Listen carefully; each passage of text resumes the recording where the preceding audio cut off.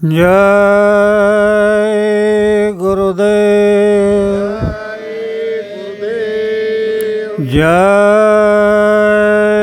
गुरुदेव। जय गुरुदेव नाम किसका? प्रभु का। जय गुरुदेव नाम किसका? प्रभु का। ये नाम नहीं इंसान का, ये नाम है भगवान का। तो प्रेम से बोलो जय गुरुदेव। जय गुरुदेव। जय गुरुदेव। प्रेमियों, पहले तो आपका एक भ्रम तोड़ दूं। ये जो मैं गुरु को प्रणाम करके आपको प्रणाम करता हूँ, तो यह बाबा जी की नकल नहीं है। गुरु महाराज ने पहले कहा था कि रोज़ गुरु का दर्शन होना चाहिए। रोज़ नहीं हुआ तो हफ्ते में होना चाहिए। हफ्ते में नहीं हुआ तो महीने में नहीं हुआ तो 6 महीने में, 6 महीने में नहीं हुआ तो साल में एक बार गुरु का दर्शन होना चाहिए। और अगर साल में दर्शन नहीं होता है तो सत्संग को दोष लगता है। ये बाबा जी ने पहले डिक्लेयर कर दिया था। अब बाबा जी ने देखा कि हम तो आँखों से ओझल होने वाले हैं, तो इनको दर्शन कैसे होगा? तो गुरु महाराज ने खुलेआम बता दिया कि संगत मेरा रूप है। जो संगत का दर्शन करेगा उसे मेरा दर्शन हो जाएगा। जय गुरुदेव। तो प्रेमियों, कितनी बड़ी दया गुरु महाराज आपके लिए करते हैं। तो अभी समाधान ने आपको बताया कि ये तुम्हारी आत्मा 4 शरीरों में बंद है। पहला है सूक्ष्म शरीर,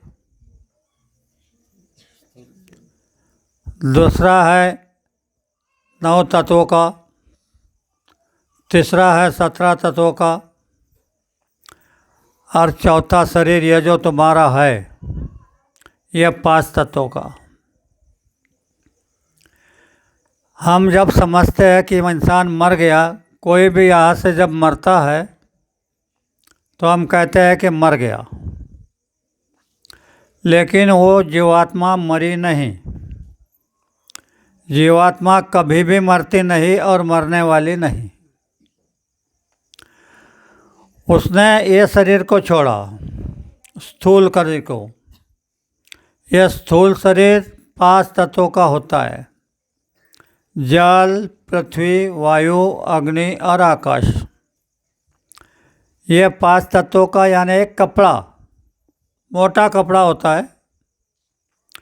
यह कपड़ा जीवात्मा उतार देती है और आगे लिंग शरीर में बंद रहती है। तो यह लिंग शरीर जो है यह 17 तत्वों का है और यह भोग का शरीर है। किए हुए कर्मों का भुगतान यह लिंग शरीर में भुगताया जाता है। तो यह 17 तत्व आप सुन लो। 10 इंद्रियाँ, 5 कर्मेंद्रियाँ और 5 ज्ञानेंद्रियाँ, ऐसी 10 इंद्रियाँ। अंतःकरण की 4 शक्ति: मन, चित्त, बुद्धि, अहंकार। यह 10 और ये 4, 14 हो गए। और 3 गुण: रजोगुण, तमोगुण और सतोगुण। ऐसे 17 तत्वों का यह तुम्हारा लिंग शरीर होता है। इसमें आहार होता है सुगंध का, इसलिए आप लोग अगारी डालते हैं। लेकिन ये बड़ा तकलीफ का शरीर है।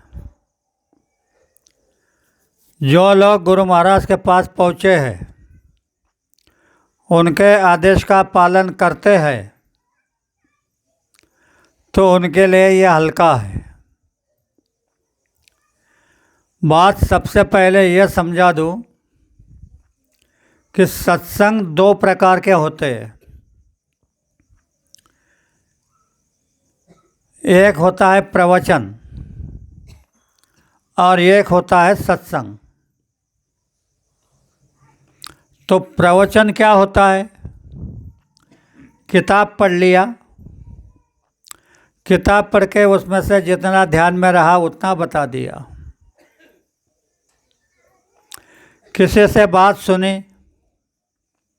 वो बता दी। ऐसे दूसरे से सुनकर के जो बताया जाता है उसे पराये वचन कहा जाता है, प्रवचन, सत्संग नहीं। पर ठीक है, कम से कम प्रवचन मिलते मिलते मिलते सत्संग का बोध तो हो जाएगा। और सत्संग में जो अनुभव किए होते हैं वो बताए जाते हैं। अभी समाधान ने आपको बताया कि आगे ये जो लिंग शरीर है, इसके आगे सूक्ष्म शरीर, यह 9 तत्वों का होता है। यह तुम्हारे जल, पृथ्वी, वायु, अग्नि, आकाश यह नहीं। शब्द, स्पर्श, रस, रूप और गंध, यह तत्व। ऊपर के तत्व अलग, आँखों के नीचे के तत्व अलग, ऊपर के 5 प्राण अलग, नीचे के अलग। तो जब तुम सूक्ष्म शरीर में जाओगे, यानी वो 9 तत्वों का होता है। शब्द, स्पर्श, रस, रूप और गंध, यह तत्व होते। और अंतःकरण की 4 शक्तियाँ, मन, चित्त, बुद्धि, अहंकार, यह 9 तत्व मिलकर के तुम्हारा शरीर बनता है। इसमें कुछ बोध होता है, फिर भी अंधेरे के जैसा, पूरा दिखाई नहीं देता। जब आप इस शरीर में से आगे चलोगे तो आगे है मानसरोवर, तालाब। एक तालाब है, उसमें तुमने अगर स्नान कर लिया तो मुक्त हो गए। मुक्त क्या है? यह जो शरीरों के बंधन तुम्हारे ऊपर है, इन बंधनों से मुक्त हो गए। और तुम्हारी आत्मा निखिल, यानी उसके ऊपर कोई बंधन नहीं, वो स्वयं प्रकाशित है।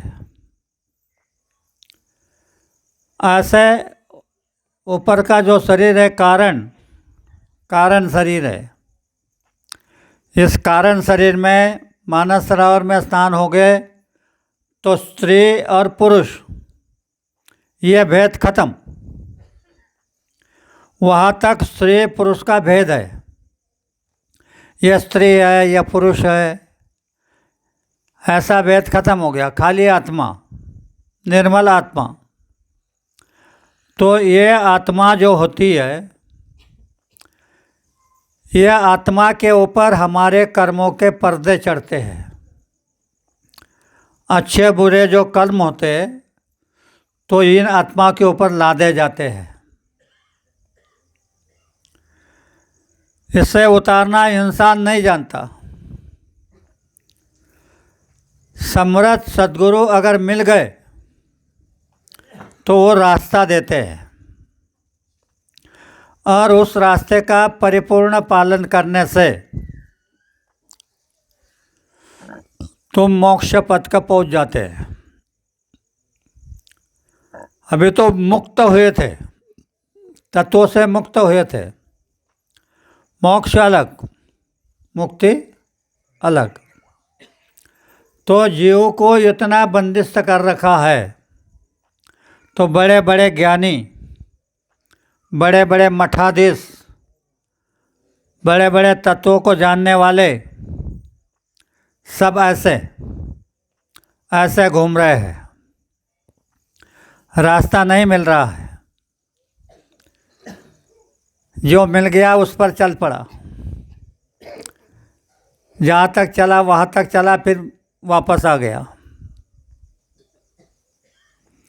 तो ये तुम्हारा शरीर जो है,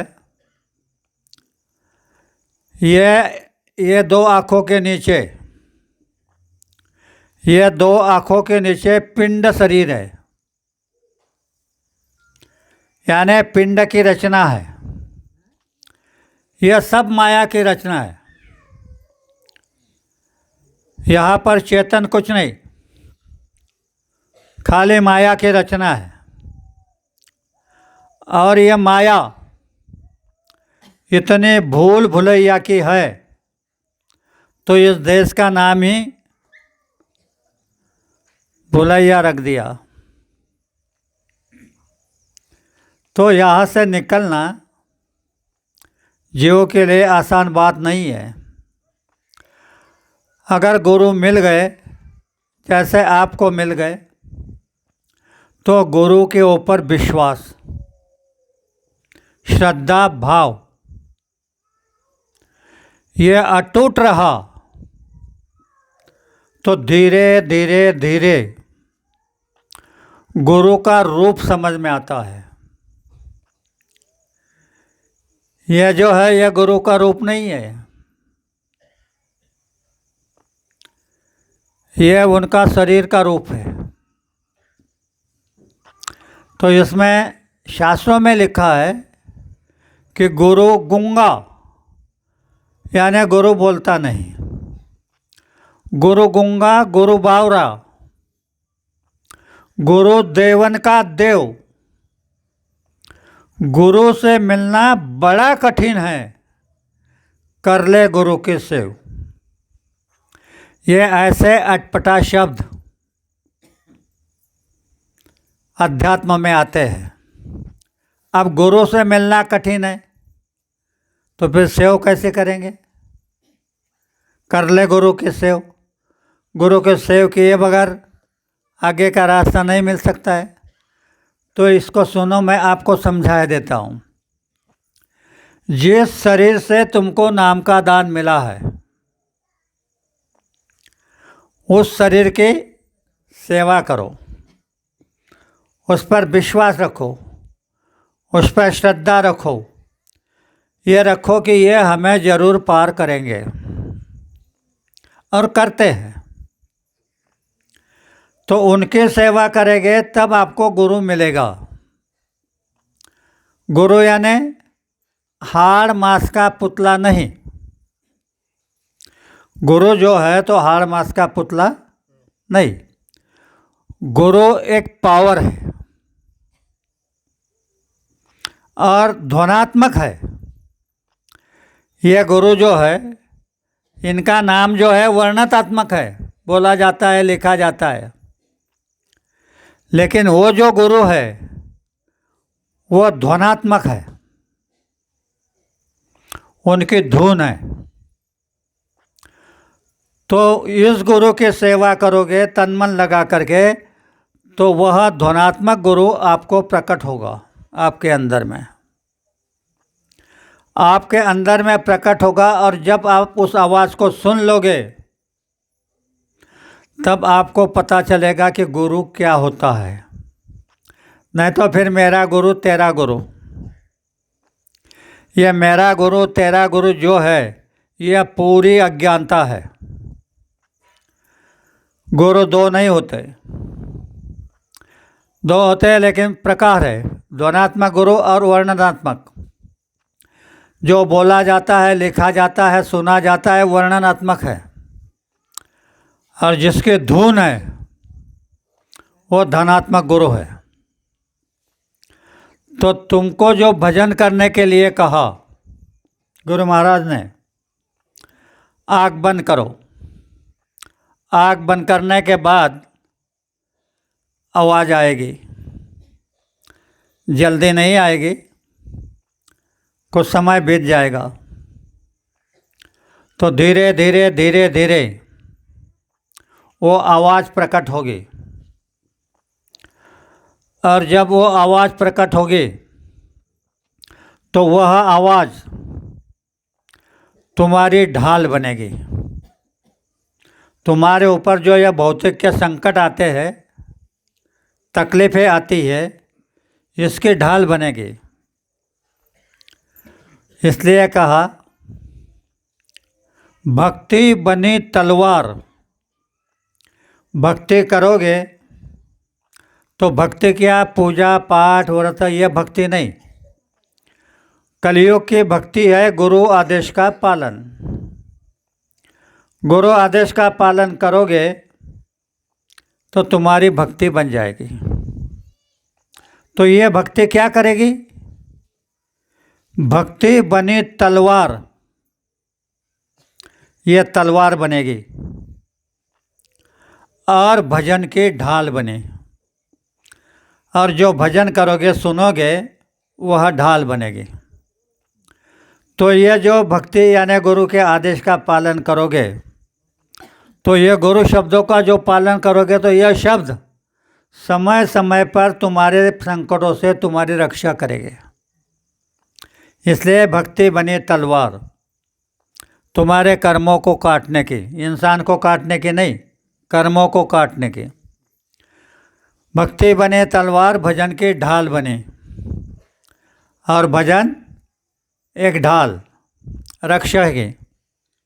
जो संकट होता है हमारे कर्मों का, कितने कर्मों के हमारे ऊपर बोझ पड़े हैं, उसमें के बोझ, तो यह संकट यह भजन के द्वारा टाले जाते हैं। तो अभी मैं यहाँ जो आया हूँ, वैसे तो मेरी तबीयत ठीक नहीं, फिर भी 10 विधि का कार्यक्रम है, करके आना पड़ा। कोई भी जीवात्मा किसी भी परिवार से मर जाए तो वो यहाँ से जाती नहीं। 11 दिन तक वह जीवात्मा उसी मकान के अगल बगल में रहती है। अभी ये जो इनके पिताजी गए तो इनकी जीवात्मा यहाँ पर है, और बाबा जी भी है। ये दोनों के साक्षी में यह सत्संग हो रहा है। तो बाबा जी ने वचन दिया है, मैं जिनको नाम का दान देता हूँ, उसमें से एक भी जीव इस धरती पर रह जाएगा तो मैं यहाँ से जाने वाला नहीं। तो जिन जीवों को नाम का दान मिला है वो बड़े ही सौभाग्यशाली है। गुरु महाराज वादा कर रहे हैं कि मैं उसको पार किए बगैर यहाँ से जाने वाला नहीं। ऐसा आवाज़ किसी ने नहीं लगाया। कितने महात्मा होकर के गए, पर यह आवाज़ किसी ने नहीं लगाया। यह आवाज़ सिर्फ बाबा जय गुरुदेव जी ने लगाई है, और ये तुम्हें पार ले जाने का वादा कर रहे हैं। यह संतों की शक्ली होती है। अभी मैं 2 संतों के प्रमाण आपको देता हूँ। यहाँ पर पहले टुकड़ो जी महाराज संत थे, पूरे संत थे। हर रोज़ उधर जाना, उधर का संदेश इधर, इधर का संदेश उधर, ये उनका काम। एक दिन गए तो मालिक ने पूछा, मृत्यु लोक की क्या खबर है? तो टुकड़ो जी महाराज ने कहा कि प्रभु, एक तो प्रलय करा दो, या तो तुम आ जाओ। इसके अतिरिक्त कुछ काम नहीं हो सकता है। तब स्वामी जी ने कहा कि तुम चलो, मैं आता हूँ। और जैसे भी टुकड़ो जी महाराज नीचे आए तो उन्होंने एक प्रार्थना बना दी, आपके समझ में आ जाएगा। है प्रार्थना गुरुदेव से, गुरु को प्रार्थना की, है प्रार्थना गुरुदेव से, यह स्वर्ग सम संसार हो, अच्छे उच्चतम व्यवहार बने, परमार्थमय जीवन हो। कहा कि हे गुरुवर, यह संसार स्वर्ग के समान हो जाए, स्वर्ग का सुख यहाँ सबको प्राप्त हो जाए। और जैसे भी बाबा जी ने कार्यक्रम को शुरुआत किया तो बाबा जी ने पहली